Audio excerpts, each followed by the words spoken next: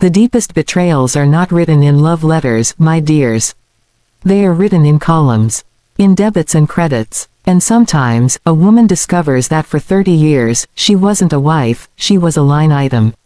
Come, sit. Let me pour you some tea. The rain is soft against the window, and it's the right kind of afternoon for a truth that took me a lifetime to learn. You see, my marriage didn't end in an argument. It ended in an audit. For a full year after I discovered the truth, I lived in the quietest, most purposeful silence of my life. And today, I'm going to tell you why. Not to stir anger, but to share the quiet power that comes when you stop reacting, and start accounting for your own life. The discovery was in his handwriting. That fact alone was a particular kind of cold. You see, if I had found a scented letter or a blurry photograph tucked away somewhere, the betrayal might have had a flavor of passion. A foolish, desperate human thing. But his ledgers were something else entirely. They were not hidden in a sock drawer or beneath a car seat. They were on a shelf in his study closet, lined up neat and chronological alongside old tax returns and manuals for obsolete appliances. He had filed my devastation away with the mundane. That was Robert. The chaos of a human heart was simply another variable to be indexed and contained. I remember the texture of that rainy Tuesday. The sky was the color of old dishwater, and the light that came through the windows was thin and weak. The house felt like a sealed vault, a museum to a life I was about to learn I had never truly inhabited. He had called from the office, his voice clipped and efficient. He needed the serial number from his old fishing briefcase, the one in the study closet. It was for some insurance form. A small bureaucratic puzzle. I agreed, of course. I was always agreeing to small tasks. I was the keeper of the serial numbers of our life. The closet smelled of cedar and neglect. My fingers brushed against the familiar case, and then behind it my knuckles grazed a different grain of leather. Smaller, unadorned. I pulled it out. It had no dust. It was in use. The latch gave way, not with a snap but with a sigh, a soft exhale of held secrets. And inside there they were. A row of slim volumes bound in dark leather, each with a year stamped in fading gold. Not our anniversary years. Not the year our son was born. Just years. A chronicle of something parallel. My hands did not tremble. Isn't that the strangest part? In that moment of catastrophic revelation, my body became utterly calm. My breath evened. My pulse slowed. It was as if my soul had stepped back from the precipice of my own life and was now merely an observer, watching a woman on a closet floor about to read the last page of her own story first. I chose 2010, a random year, a year I remembered as being quiet. A year of mild winters and a gentle summer. The page was pristine. His handwriting, that small tight script he used for figures, was perfectly aligned.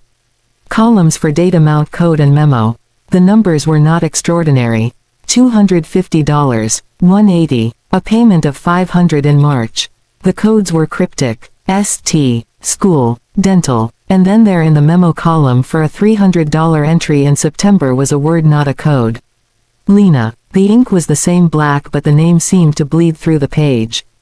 A stone dropped into the deep still well of my stomach. I did not rip through the pages. I did not frantically tear open the other volumes. I moved with a dreadful deliberate slowness. I replaced 2010 and I pulled 2005. The same codes. The amounts slightly smaller. I pulled 1999. The same. I pulled 1994. And there on the first page of that first ledger was the inaugural entry. July 12th. $100. Code ST. Memo Lena. July 12, 1994. I sat there in the dust of that closet and I did the math. Our son Michael was born in the spring of 1993. A difficult birth. I was fragile for months. Robert was patient, he said. He was working hard, he said. Building a future for us, he said. And in the summer of 1994, while I was at home learning how to be a mother, wrestling with a colicky baby and a body that no longer felt like my own, he was writing the first entry in a ledger for another woman. He was funding a beginning while I was in the middle of one. The silence in that closet was absolute. It was a vacuum. It swallowed the sound of the rain, the hum of the refrigerator, the distant ticking of the hall clock. All that existed was the proof in my lap. This was not a crime of passion. It was a project, a second portfolio, He had diversified his life and I had been the stable blue chip stock, the reliable dividend payer, while he invested in a growth venture elsewhere. The dates mapped a childhood. ST was summer tutoring. School was tuition. Dental was braces. He had paid for another woman's child to have straight teeth while I clipped coupons for our son's school supplies. He had calculated the cost of a secret son's education down to the last decimal point. The horror was not in the infidelity, though that was a vast and desolate landscape. The horror was in the method. The cold, meticulous record-keeping. The tax-deductible guise of it all, perhaps. This was not a man swept away by feeling. This was a man building an asset. He had balanced his emotional books with the precision of a Swiss watch. One family here, one family there, both accounted for, both managed. I thought of all the late nights at the office. The business trips to cities I never asked him about. The weekends of golf that stretched from dawn to dusk. I had framed these absences as the price of his ambition, the burden of a provider. I had woven a narrative of sacrifice for our family. But here in these pages was the true narrative. His absence was not an empty space. It was a space filled elsewhere. His silence was not fatigue. It was contentment in another place. And the name Lena, who was she? Was she a love? Or was she simply another entry in his life's ledger, a more complicated but manageable liability? Did she know about me? Did she see her own payments recorded in this neat hand? The questions swirled, but they were smoke. The only substance, the only truth, was the ink on these pages. The story they told was not of a great romance but of a great administration. He was not a lover. He was a custodian of two separate truths. I closed the ledger. The soft thud of the cover was like a judge's gavel. Final. I placed it back in its row. I arranged the briefcase exactly as I had found it. I stood up. My knees did not buckle. My vision did not blur. I brushed the dust from the hem of my slacks, a slow, deliberate swipe of my hand. I walked out of the study and down the hallway, through the living room and into the kitchen. The house looked the same. The sofa we picked out together. The family photos on the wall. The clock he inherited from his father. But it was not the same. It was a set, a carefully constructed diorama of a life that was only half lived here. I filled the kettle. I clicked the stove burner on. The blue flame erupted with a hollow whoosh. I stood and watched it. I watched the play of blue over chrome. I watched until the water began its low rumble, then its rising scream. The whistle pierced the silence of the house, a sharp mechanical shriek. I let it scream. I let it fill the void where my own scream should have been. I let it say all the things I could not yet form into words. When he came home that night, he brought the damp chill of the evening in with him. He shook his coat and hung his hat on the peg he always used. He did not look at me. He was already moving towards his study to review the day's numbers. As he passed, he asked absent-mindedly, "Did you find that serial number?" I was at the sink drying a glass. I turned the cloth in my hand. I looked at his back, the familiar set of his shoulders in that gray wool coat. I saw the man I had kissed goodbye that morning. I saw the accountant. I saw the curator of the secret ledgers. My voice when it came was flat, calm, a perfect mirror of his own disinterest. I said. It was right where you said it would be. He nodded without turning and disappeared into his study. The door clicked shut. That was the moment. That precise, ordinary exchange. That was the moment my old life ended. Not with a bang, as the poet says, but with a simple confirmed receipt. The discovery was not in the ledgers themselves, my dear. The ledgers were just the evidence. The discovery was in my own reaction. The chilling clarity, the absolute stilling of the emotional storm. I realized I had spent a lifetime reading the wrong text. I had been trying to interpret his moods, his silences, his absences as emotional language. They were not. They were logistical data. He was not a hard man to love. He was a man who did not operate in the currency of love. He operated in the currency of control. And in that realization I found my first shred of power. He thought in ledgers. He believed the world could be captured in columns of profit and loss. For 30 years he had been writing the story of his double life in a language he believed only he understood. A language of numbers and codes. But I could read it too. And sitting there in the screaming silence of my kitchen, I made a decision. I would not speak to him in tears. I would not speak to him in accusations. I would not speak to him at all. I would learn his language better than he knew it himself. And I would use it to write my own final entry. One he would never see coming. One that would balance the account for good. But that would come later. First there was the silence.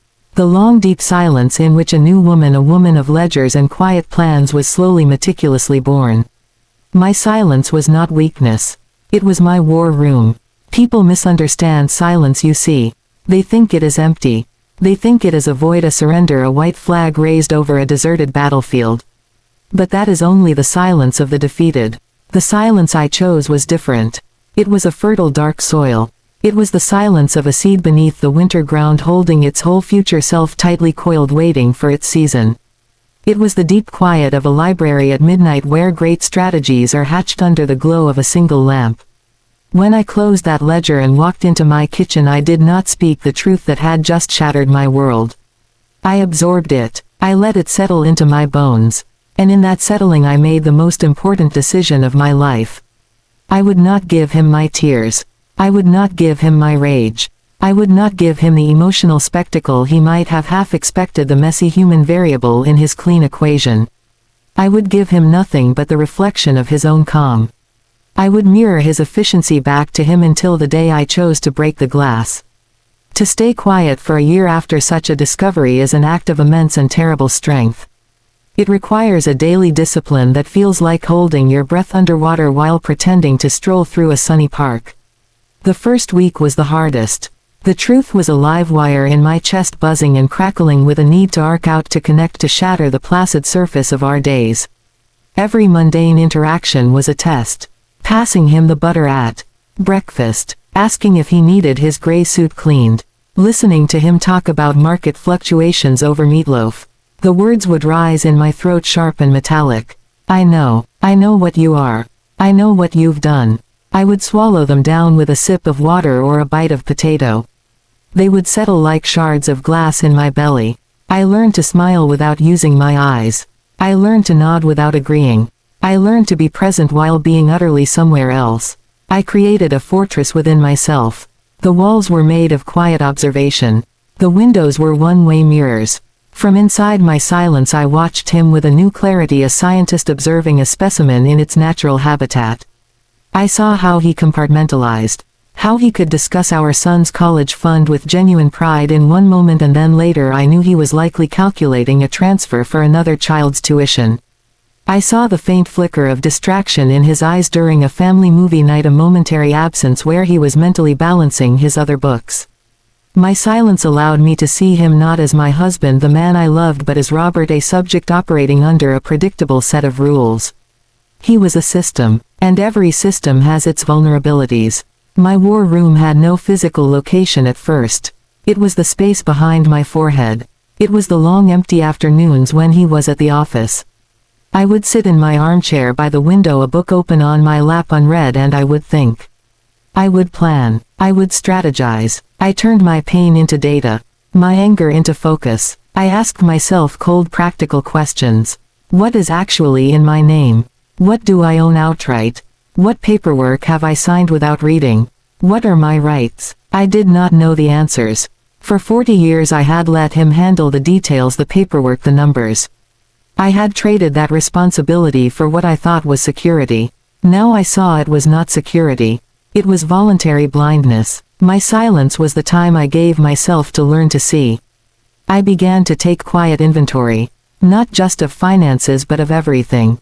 Of our friends, who were truly mine, who were his business associates, who were just part of the scenery. Of our family dynamics, his sister who always seemed slightly chilly, his mother who had long ago decided I was not quite enough. I assessed my alliances and my vulnerabilities. I noted the patterns of his comings and goings. I learned the rhythm of his secret life, not to catch him in it but to understand the timetable I was working against. I was gathering intelligence. In my silence I was becoming an expert on the man I lived with. The outside world would have called our life peaceful during that year. We did not fight. We did not raise our voices. We were the picture of a calm, mature marriage. We attended a neighborhood barbecue. We hosted Thanksgiving for his family. We slept in the same bed. The distance between us under those sheets was continental. It was the distance between truth and lie. But I did not flinch away. I stayed still. My body was a calm lake on the surface while deep below currents were moving, shifting stones, carving new channels. My silence was the smooth, unbroken water that hid the work below. There were moments when the pressure of it threatened to crack me. One afternoon I was organizing the hall closet and I found an old shoebox of photographs. Pictures of us young and smiling at the beach, our faces unlined, our eyes bright with a future we thought we shared. I felt a sob build in my chest, a raw animal sound of grief. I held that box and I let the tears come, but they were silent tears. They streamed down my face without a single whimper, without a hitch in my breath. I cried the way the sky rains. A steady silent release. And when I was done I wiped my face, put the box away and continued folding the linens. That was the work of the war room. To feel the full devastating force of the injury and then to transmute it into fuel. Grief was a luxury I could only afford in private. In his presence my face was a mask of polite indifference. He noticed the quiet, of course. He commented on it once about 3 months in. Over his newspaper at breakfast he said, "You've been very quiet lately, May. Everything all right?" He did not look up from the financial section. His tone was the same as if he'd asked if the mail had come. It was a check-the-box inquiry. I looked at the top of his head, at the thinning hair he was so careful to comb. I felt a surreal calm. "Just thoughtful, Robert," I said, my voice a soft neutral tone. "Just thinking about the future." He grunted a sound of vague approval and turned the page. To him my silence was a convenience. A non-issue. It meant less emotional noise to manage. It meant the home front was stable and required no additional investment. He mistook my strategic retreat for surrender. He confused my gathering of strength for weakening. That was the critical error my silence allowed him to make. He believed he had won because I had stopped speaking. He did not realize I had started listening. He did not realize I had started planning. In the war room of my mind I began to draw my maps. I needed a lawyer. Not just any lawyer. I needed a warrior who understood the language of ledgers and the scent of hidden assets. I needed an ally. I found her slowly, carefully. A name mentioned in confidence by a friend from my book club who had been through her own quiet divorce. Gloria. I met her for lunch under the pretext of discussing a fictional charity event. Within 20 minutes I knew. She was sharp, she was relentless, and she saw the story behind the numbers. She became my general. Our meetings were my briefings. We spoke in low tones in corners of quiet restaurants. We passed documents in manila envelopes. We were building a case not for a courtroom drama but for a seamless, inevitable extraction. My war room expanded from my mind to the real world. A safety deposit box at a bank he did not use. A new email address he did not know. A prepaid phone tucked into the lining of my sewing basket. Small secret acts that made me feel a flicker of agency. Each one was a brick in the wall between the old me and the new one being built. The silence was my camouflage. It allowed me to move unseen right under his nose. While he was busy managing the details of his double life, I was meticulously dismantling my side of the single one he had assigned to me. The power of this silence was that it robbed him of a foe. You cannot fight a shadow. You cannot argue with a ghost. You cannot negotiate with a quiet woman who simply looks at you and smiles a small closed-lipped smile. My calm defiance confused him on a level he could not articulate. Sometimes I would catch him looking at me, a faint wrinkle between his brows as if trying to solve a minor puzzle. He would shake his head and return to his paper.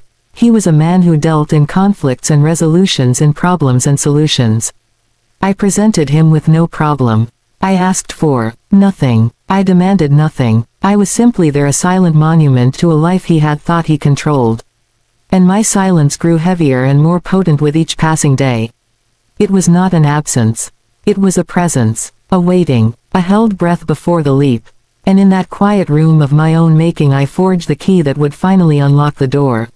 I had to become the accountant of my own life. For 40 years I had ceded that authority. I had lived in the house of numbers he built content to let him handle the columns, the balances, the bottom lines. My domain was the emotional ledger, the unspoken transactions of care and comfort. I balanced kindness against frustration. I tallied patience against loneliness. But those were soft numbers without a currency he recognized. The real math, the math that governed security and freedom, was his purview. He was the certified professional. I was the amateur. After the discovery, I understood that my amateur status was a prison of my own making. To escape, I would have to learn his language fluently enough to rewrite the entire story. I would have to audit 4 decades of trust and separate the assets from the illusions. The first step was the most frightening. I had to look. I had to open the books of our shared life and face what I had willingly ignored. I began small. I found the filing cabinet in his study where he kept our important documents. When he was at the office, I would sit on the floor surrounded by the cool smell of paper and ink. I pulled out folders with labels like tax returns, joint, and property deeds, and investment portfolios. The words swam before my eyes at first. They were hieroglyphics: adjusted gross income, capital gains, title vesting, beneficiary designations. It was a foreign country and I had no map. A part of me wanted to slam the drawers shut to retreat back into the comforting fog of not knowing. But the image of that slim secret ledger with its entries for Lena would flash behind my eyes. That was clarity. That was a language I had learned in an instant. I needed that same clarity here. I bought a simple notebook with a blue cover. On the first page I wrote, what I know. It was a short list. My name, our address, my social security number, the name of our bank. On the next page I wrote, what I need to know. That list filled the page and then another. What is the mortgage balance? What is in my name alone? What did I inherit from my mother? What pensions exist? What debts do we carry? Who is the beneficiary of his life insurance? The questions were terrifying because they revealed the vast empty landscape of my own ignorance. I had been a passenger in my own life. Now I needed to learn to drive in a storm. I needed a guide. I could not do this alone. The thought of hiring a professional filled me with a strange shame. It felt like an admission of failure. To sit across from a stranger and say, I have been married for 40 years and I do not know what I own. But the silence had strengthened me. I saw the shame for what it was, a tool of the system meant to keep me compliant and in the dark. I pushed through it. I called the number my book club friend had given me. I made an appointment with Gloria. Walking into her office that first time felt like stepping onto another planet. It was sleek and modern, nothing like the warm cluttered nest of our home. She greeted me not with pity but with a firm handshake and clear direct eyes. She did not see a wounded wife. She saw a client with a problem to solve. It was the greatest kindness she could have offered. Start from the beginning, she said. Tell me everything, not just what you found. Tell me about your life. Tell me how things work. And so in that safe room with the door closed I began to speak. I told her about Robert the accountant. I told her about the household allowance given in cash every month. I told her about the credit cards in his name with me as an authorized user. I told her about the investment meetings I was never invited to. I told her about the way he would pat my hand and say, "Don't you worry your pretty head about it, May. I've got it handled." I told her about the cottage my mother left me that he thought was a useless sentimental burden. I showed her my blue notebook with its pitifully short, what I know, list. She listened. She took notes. She did not flinch. Then she began my education. The first principle, she said, is that information is power. The second is that money leaves a trail. We are going to follow the trail. She gave me homework. She told me to find every single financial document in the house and make a copy. She told me to request credit reports for both of us. She gave me a list of questions to ask in a casual tone over dinner. Robert dear, whatever happened to that IBM stock your father left us? Or, I was thinking about updating my will as the beneficiary still just Michael. Her instructions were precise. I was to be curious, not confrontational. I was gathering data, so I became a spy in my own home. I would wait until Robert was in the shower and I would quickly photocopy a year-end statement from the printer in his study. My heart would hammer against my ribs, a wild bird trapped in a cage. I felt like a thief. But Gloria's words echoed in my mind. It is your life too. These are your documents as much as his. I would slide the copies into a folder labeled recipe clippings, and place it between a cookbook for stews and one for casseroles. My kitchen became my vault. I learned the rhythm of the house, the sounds that signaled his movements. I learned which floorboards creaked. My quietness now had a purpose beyond restraint. It was operational silence. The picture that emerged from those scattered documents was complex and at times chilling. I saw the main accounts, the ones I knew about. But I also began to see shadows.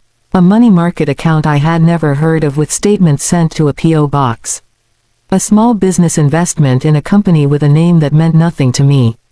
A transfer of $10,000 5 years ago to an entity called L&R Trust. L&R, Lena and Robert. The pieces fit together with a cold logical click. He had not just been hiding a family. He had been building a financial architecture to support it. This was not an affair. It was an enterprise. Gloria brought in a forensic accountant, a quiet man named David who smelled of peppermints and spoke in a near whisper. He was an artist of numbers. He could look at a tax return and see the story it tried to hide. He explained things to me, slowly drawing diagrams on a legal pad. He showed me how assets could be moved, how income could be shifted, how a shell company worked. It was no longer magic. It was method. And every method has a flaw. David's job was to find the flaw in Robert's method. My job was to provide the puzzle pieces. The most profound shift during this time was internal. I stopped feeling afraid of the numbers. I started to see them as a landscape I could learn to navigate. I began to understand terms. Separate property versus marital property. Titling. Cost basis. Liquidity. The fog was lifting. With each new piece of knowledge I felt a brick being laid in the foundation of my new self. I was no longer May, the wife who didn't understand finances. I was May, the student, the investigator, the architect of her own exit strategy. I turned my attention to my own assets. The cottage. It was a tiny 2-room place by a lake a few hours north. My mother's sanctuary. Robert had always dismissed it. A money pit, he called it. Sentimental nonsense. The taxes were paid from a joint account, but the deed was in my name alone, a fact I had forgotten until I held the brittle paper in my hands. It was my mother's voice from the grave. This is yours. Just yours. Gloria had me pull the equity line he had taken out against it years ago for home improvements that never materialized on our main house. I used a small inheritance from my aunt that I had kept in a separate passbook savings account, an account he knew about but considered trivial, to pay off the remaining balance. I did it through a lawyer so the paperwork would not come to our home. When it was done, the cottage was free and clear. Mine alone. It was my first tangible piece of freedom. A tangible line in my own new ledger. This process of becoming my own accountant was not just about money. It was about value. I had to audit my entire life and assign new value to things I had taken for granted. My time, my labor, my peace, my future. I created a mental balance sheet. On one side I listed what I was giving, my silence, my compliance, my homemaking, my emotional labor, the performance of a happy marriage. On the other side I listed what I was receiving, financial dependence, conditional respect, profound loneliness. The debits vastly outweighed the credits. The business was insolvent. It was time to liquidate. The final part of my education was learning to think like him. To anticipate his moves. If I withdrew a large sum of money he would notice. If I hired a lawyer in our town he might hear. If I changed beneficiaries he would be alerted. So we moved with the patience of glaciers. We used professionals in a city an hour away. We communicated through secure channels. We planned for every contingency. What if he froze the accounts? What if he emptied them? What if he confronted me early? For every what if we had a then this. We were building a financial fire escape and checking every bolt. The day I sat down with Gloria and David and they showed me the completed picture, a full analysis of our marital assets and a proposed separation agreement, was the day I truly became the accountant of my own life. I looked at the spreadsheets not with fear but with understanding. I saw what was mine, what was his, what was shared. I saw the path. It was no longer a dark forest. It was a route mapped in black and white. I signed my name on the line to retain Gloria officially. It was the first signature that felt entirely my own in decades. It was not an act of rebellion. It was an act of incorporation. I was founding the enterprise of my own future. I was appointing the board. I was approving the budget. The woman who had found the ledger was gone. In her place was a woman who could read it, who could understand its implications, and who was now writing the closing chapter in a ledger of her own design. The numbers were no longer his weapons. They were my tools. And I was finally learning how to build. I grieved the living. This may sound like a contradiction.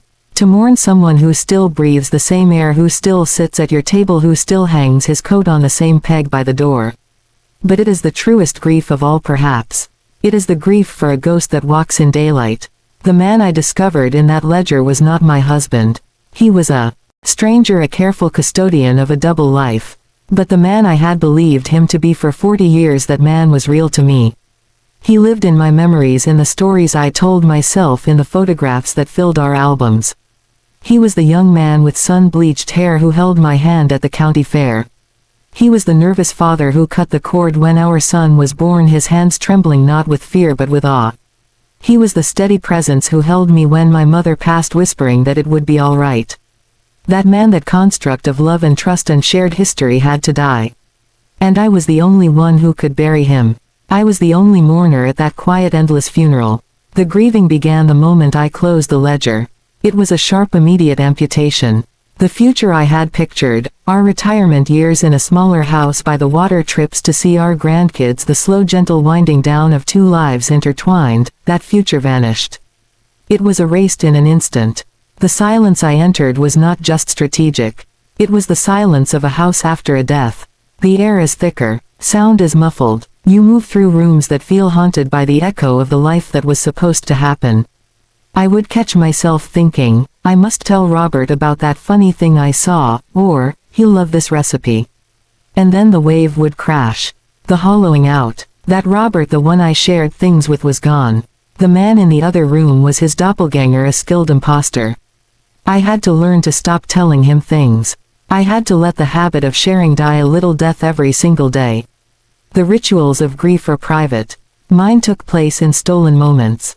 In the shower where the water could mask the silent heaving of my shoulders. In the car where I would drive to nowhere, the radio off, my tears a quiet flood.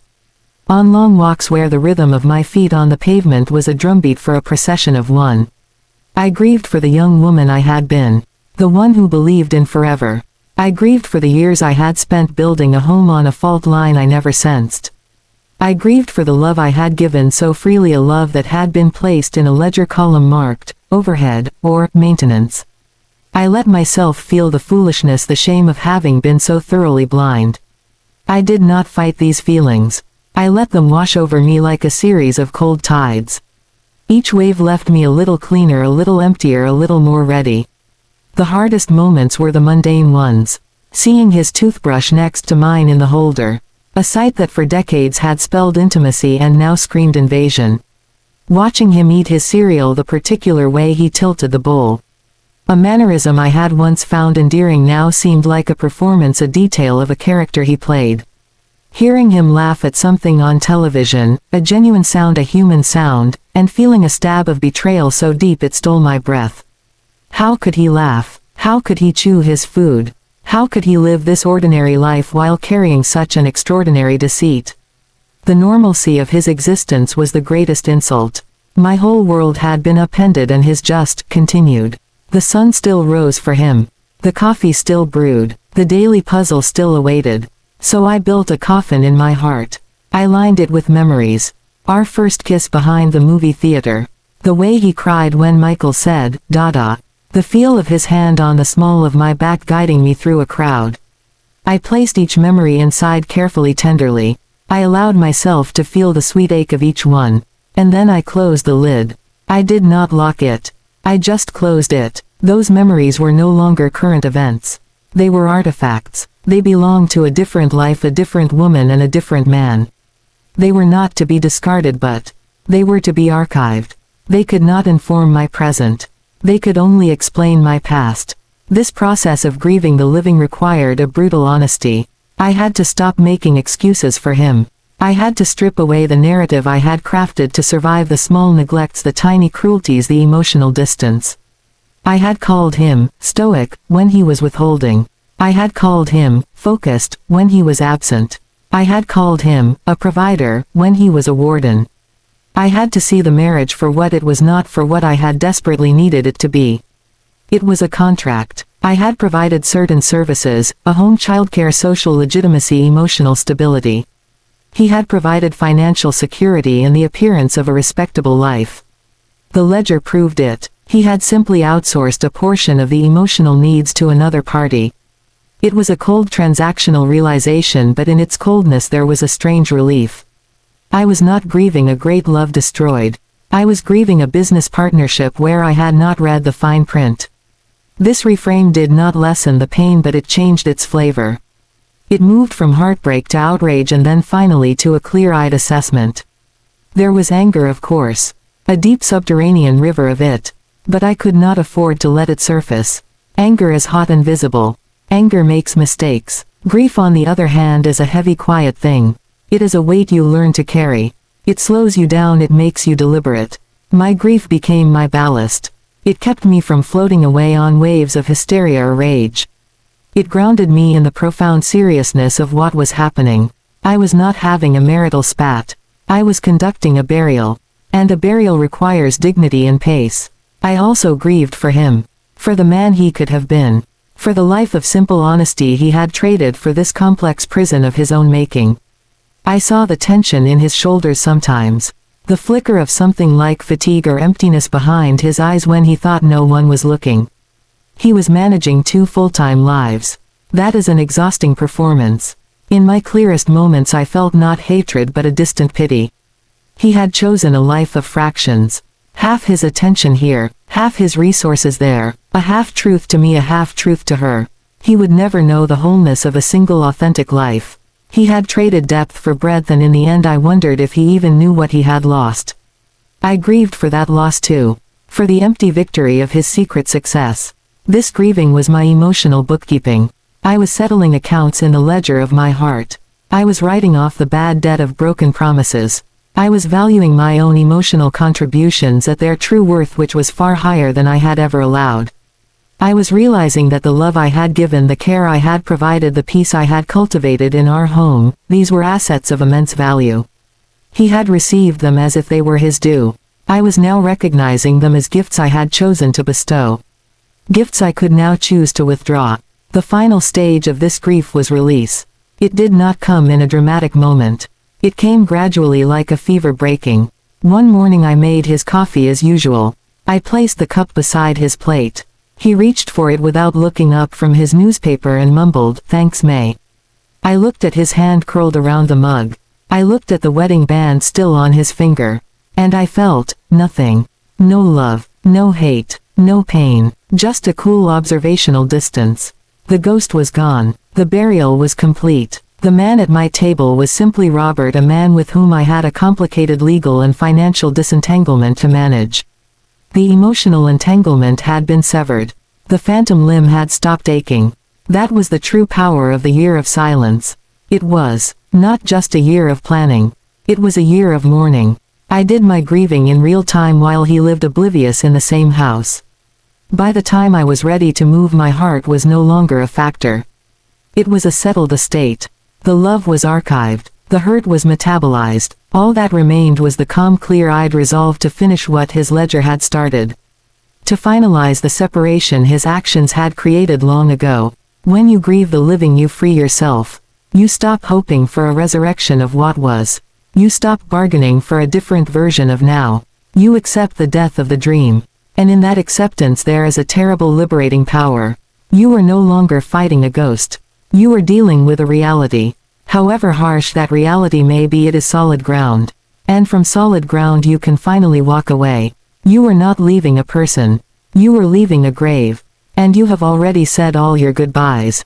I secured my foundation while he thought the house was still his. That was the delicate art of it all. The meticulous unseen work. He moved through our days with the assured ownership of a man who believed the deed to everything. The physical walls, the financial structures, the very woman beside him, was held securely in his name. His confidence was the bedrock of my camouflage. He saw my quiet, my efficiency, my continued management of the household as proof of stability. Proof that his world remained under his control. He never imagined that in the shadows of that same world I was quietly digging up the bedrock and pouring my own cement. The house itself became a metaphor I lived inside. To him it was an asset. A line on a net worth statement. To me it had been a home. Now it was a workspace. A stage set where I performed the old play while constructing the new one backstage. Every room held a dual purpose. The kitchen where I planned menus was also where I steamed open envelopes from my new post office box held over the kettle's spout. The laundry room with its warm hum was where I memorized account numbers, whispering them to the rhythm of the spin cycle. The garden where I tended roses was where I buried the key to my safety deposit box wrapped in oilcloth beneath the peony bush that never bloomed. I used the geography of his domain to hide the map to my own. My mother's cottage was the cornerstone. That sentimental little place he dismissed. It became my North Star. With Gloria's guidance I began a slow deliberate process of making it mine in every sense.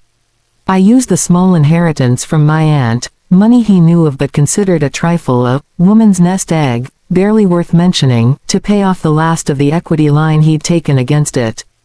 The transaction was handled by a lawyer in the cottage's county.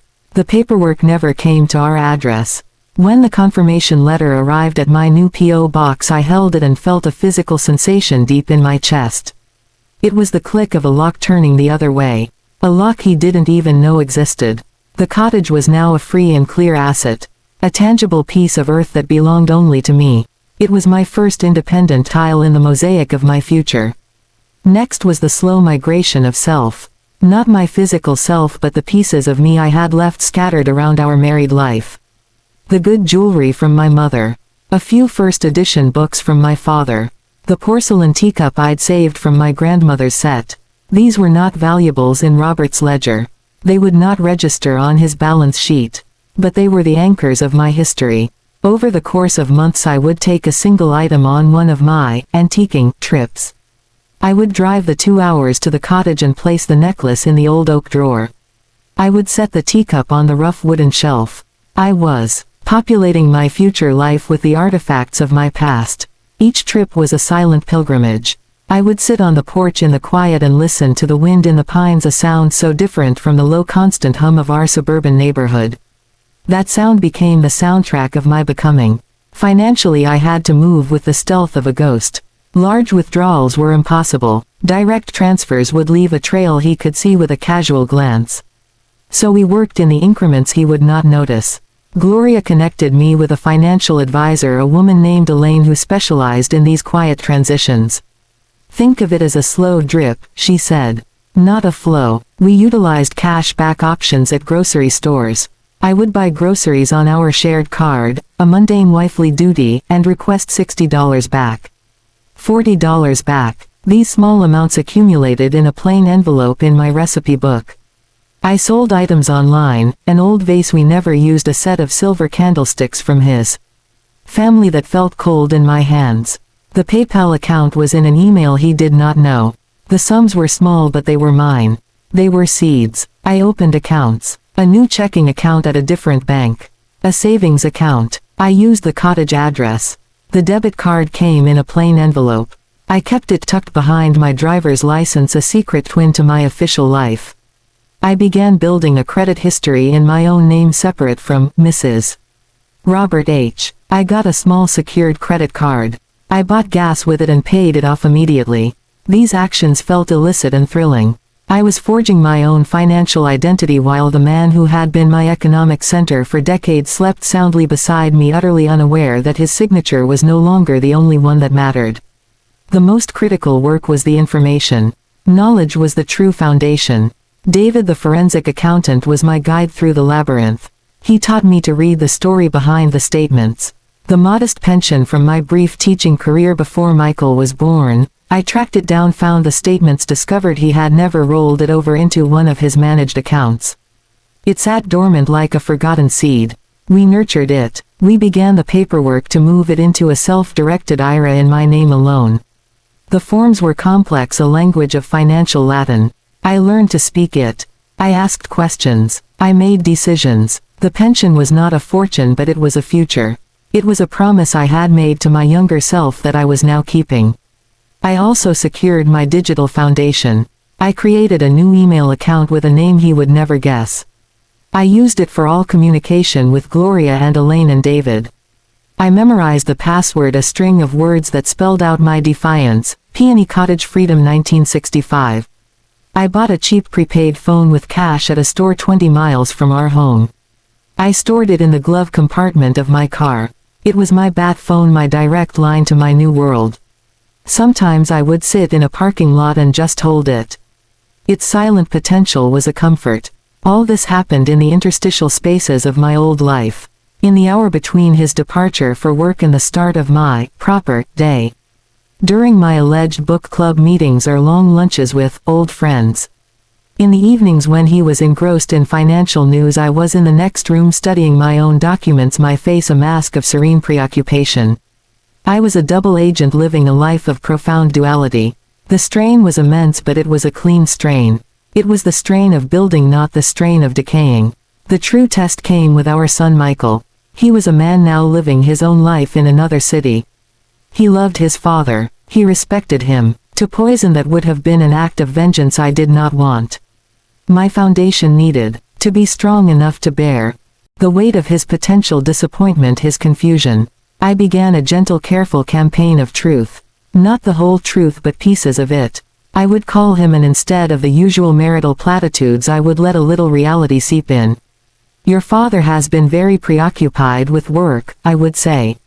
Or, you know, he's always been a very private man about finances. I planted small seeds of doubt, not about his father's character but about his transparency. I made sure Michael knew how to reach Gloria in case anything ever happened to me. I was securing my emotional foundation with my child. Building a bridge he might one day need to cross to reach me. Throughout all of this, Robert's life proceeded unchanged. His routine was sacrosanct. His confidence unshaken. He would talk at dinner about market shifts, about interest rates, about the solidity of his plans. He was so proud of the structure he had built. He never sensed the quiet excavation happening right beneath his feet. He never felt the subtle shift as the weight of my existence, my dependence, my needs slowly transferred from his columns to my own. He thought the house was still his because the lights were on and the doors were locked and the wife was in her place. He did not understand that the wife had become the architect. And an architect's first task is to assess the foundation. Then to pour a new one. Stronger, independent, silent, and entirely her own. The day I received the final document from Gloria, the fully drafted separation agreement resting on a complete forensic accounting, was the day I knew my foundation was poured and set. It was cured. It could bear any load. It could withstand any storm he might try to summon. I held the thick packet of paper. It was heavier than the secret ledger.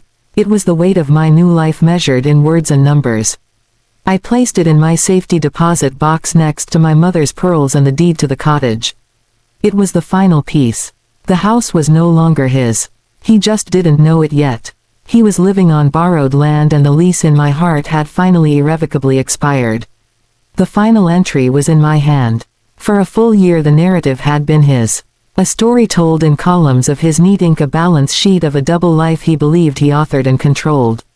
I had been a character in that story, a passive entry expected to stay forever on the page he assigned me. But the year of silence was not an empty space. It was the gathering of the pen. It was the slow, deliberate flexing of fingers that had forgotten how to write their own name.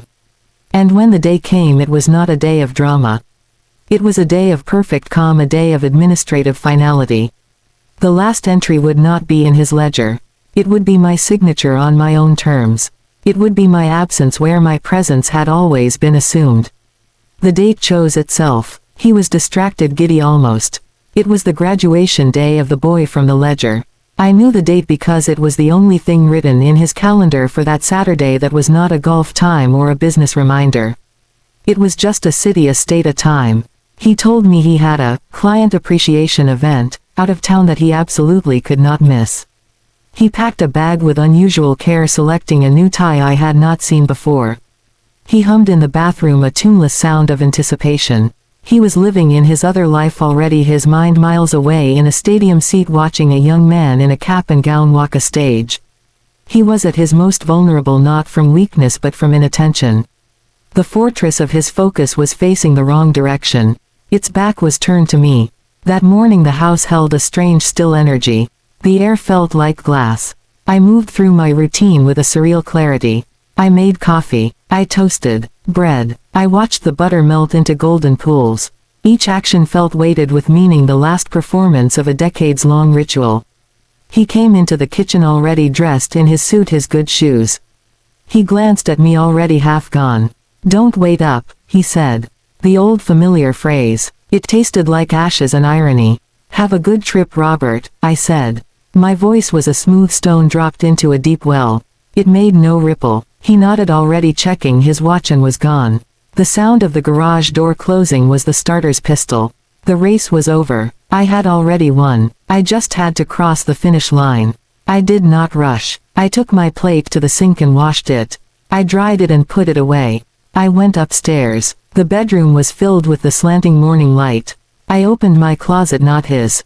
My suitcase was already packed. It had been for a week. A small discreet case containing not the wardrobe of a wife but the essentials of a woman starting over. Simple clothes, good shoes, my toiletries, the family photographs I wanted were already at the cottage. The jewelry I valued was safe. This case held only what I needed for the journey itself. I changed into the outfit I had laid out for this day. A simple navy dress, a good wool coat, heels that were made for walking away, not for standing still. I looked at myself in the full-length mirror. I saw a woman of substance, a woman of resolve. The grief was gone. The fear was gone. All that remained was a crystalline purpose. I was not running from something. I was walking toward something. The distinction was everything. I took the suitcase downstairs. I did not leave it by the door. I placed it in the trunk of my car, which I had parked in the driveway the night before. I returned to the house. I had one last piece of business. His study was a temple to his order. The large mahogany desk shone under a pool of light. The leather chair was pushed in perfectly. I placed 2 items in the exact center of the blotter. The first was the divorce petition. Gloria had filed it that morning at the courthouse 30 miles away. It was now a matter of public record. The document was crisp and formal. It listed the grounds in sterile legal language. It requested a division of assets based on the full disclosure we had compiled. It was not a screed. It was a declaration. It was the legal manifestation of my silence given voice. The second item was a single sheet of paper. A photocopy. It was the first page from the 1994 ledger. The entries were clear. The date July 12th. The amount $100. The code ST. And in the memo column the name Lena. I had not written on it. I had not circled anything in red ink. That would have been emotional. Theatrical. This was evidentiary. It was simply the primary source document. It was the first lie presented without commentary. It required no explanation. It was the seed from which the entire tree of our undoing had grown. I did not leave a note. What word could I possibly write that the ledger page and the legal document did not already scream? I know. He would see that. Goodbye. That was self-evident. My absence would be my final statement. My silence would complete its work. I took one last look around the study. At the shelves of his professional achievements. At the framed degrees. At the portrait of the 3 of us taken when Michael was 10, all of a smiling, a fiction frozen in time. I felt nothing. I was already gone. I walked out of his study. I did not close the door. Let him see the emptiness from the hall. I walked through the living room past the sofa where we had sat for countless evenings in parallel solitude. I walked past the kitchen where I had poured 1,000 cups of coffee, 1,000 glasses of water. These rooms were already memories. They were already behind me. I opened the front door. The morning air was cool and sweet. I did not look back. I stepped outside and pulled the door shut behind me. The click of the heavy oak door engaging was the softest, loudest sound I have ever heard. It was the period at the end of a very long sentence. I got into my car. I started the engine. I did not cry. I did not shake. I felt a vast and terrifying peace. I drove to the end of our street. I turned the corner. I merged onto the highway heading north toward the cottage, toward the lake, toward the quiet. My phone, the prepaid one, buzzed in my purse. Gloria. A single text. Served. All clear. He would be at the graduation ceremony. He would be clapping, beaming with a pride he had to keep shrouded. And then his own phone would buzz. A call from his lawyer perhaps. Or a text from a bewildered neighbor who saw me leave with a suitcase. The two worlds he had kept so meticulously separate would collide in that moment. The ledger would cease to be a private document. It would become evidence in my hands. The balance of his life would tip irrevocably. I imagined him reading the papers. I imagined his face. Not the anger first, the confusion, the sheer computational failure. How could this have happened? Where were the signs? He would scan his mental records our last year.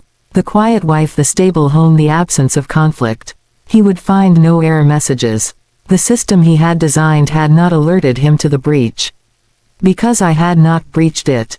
I had simply exited it. I had logged out of his network entirely. The power was not in the confrontation. The power was in the fait accompli. It was in the settled fact. By the time he processed the event, my position was already fortified. My lawyer was engaged. My assets were secured. My home was elsewhere. There was nothing to negotiate except the technicalities. The emotional negotiation was over. I had settled it unilaterally in the quiet of my own heart. He was presented not with a problem to solve but with a reality to accept. I drove for 2 hours. The landscape changed from suburbs to fields to rolling hills thick with pine. When I turned onto the gravel road that led to the cottage, my heart did not flutter with nostalgia. It beat with the steady rhythm of arrival. This was not a retreat. This was an advance. I carried my suitcase inside.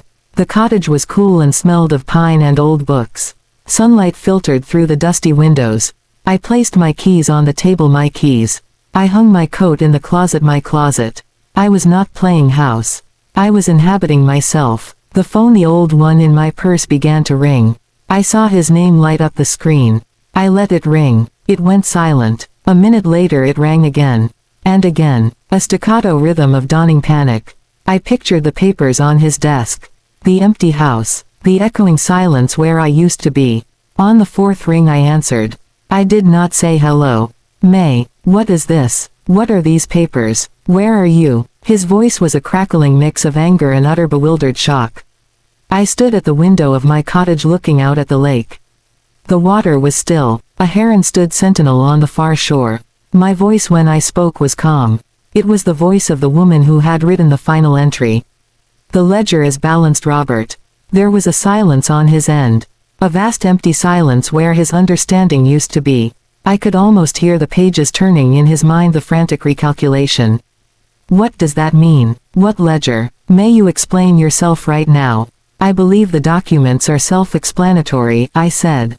My lawyer's number is on the cover sheet. You should call yours. And then I did the simplest, most powerful thing. I hung up. Not a slam. A gentle, precise disconnection. I powered off the old phone. I would mail it to Gloria tomorrow. That line was now closed. The final entry was complete. He would spend the next months, maybe years, trying to rerun the numbers. To find the flaw in his logic the moment he lost control. He would never find it because the flaw was not in his logic. The flaw was in his premise. He had premised his entire life on the belief that I would always be there, a fixed constant, a reliable line item. He never considered that I had my own internal ledger. And in my ledger a year of silent courage had finally outweighed 40 years of quiet neglect. The assets had been tallied. The liabilities had been assessed. And the bottom line written in my own hand was a single word: enough. That night I built a small fire in the cottage's stone fireplace. I sat wrapped in a blanket and watched the flames dance. There was no sound but the crackle of wood and the distant call of a loon on the lake. The silence now was mine. It was not a war room. It was a sanctuary. It was not a strategy. It was a life. The final entry was in my hand. And it was no longer an entry at all. It was the first line of a new story. The fire burned low in the cottage hearth, its light painting soft, dancing shadows on the pine walls. The loon's call across the water was a lonesome sound, but it was a true one.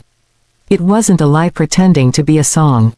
I pulled the blanket closer, not from cold, but from a feeling of being held by my own choices, by this quiet, by the solid floor beneath my feet that no one could claim but me. They ask me, sometimes, if I was angry. If I wanted him to suffer. That's a young person's question, born from the heat of a fresh wound. When you've lived as long as I have, you understand that suffering isn't something you can give to another person. It's a weather they carry inside. Robert, he lives in a climate of his own making. A climate of spreadsheets and secrets and dividing a soul into columns. My leaving didn't change that weather. It just meant I was no longer standing in his reign. My power wasn't in taking anything from him. It was in reclaiming myself. The woman who sat by that fire, listening to the honest silence, was not the woman who found the ledger. That woman was shattered. This woman was reassembled. Stronger in the broken places. Clear-eyed. She knew the weight of a dollar and the weight of a lie, and she knew how to carry both without buckling. My story isn't about revenge. It's about restoration. It's about auditing a life that was built on faulty ledgers and choosing to build a new one on solid ground. The quiet year wasn't a pause. It was the most important work I ever did. It was the work of becoming my own author. So if you are sitting with a truth that hurts, a secret that chills you, a feeling that you are a supporting character in someone else's story, I want you to hear this. Your silence can be a sanctuary, not a prison. Your patience can be a strategy, not a weakness. You can learn the language they speak, whether it's numbers, or coldness, or neglect, and you can use it to write your own declaration of independence. You don't have to burn the house down. You can simply walk out, close the door, and build a new home for your soul. A home with a lock on the inside. The final entry is always yours to make. Make it in peace. Make it in freedom. Make it in the quiet, certain knowledge of your own worth. Be well, my dears. And remember, the most powerful sound in the world is sometimes the click of a door closing gently behind you, as you walk, finally, into your own light. Good night.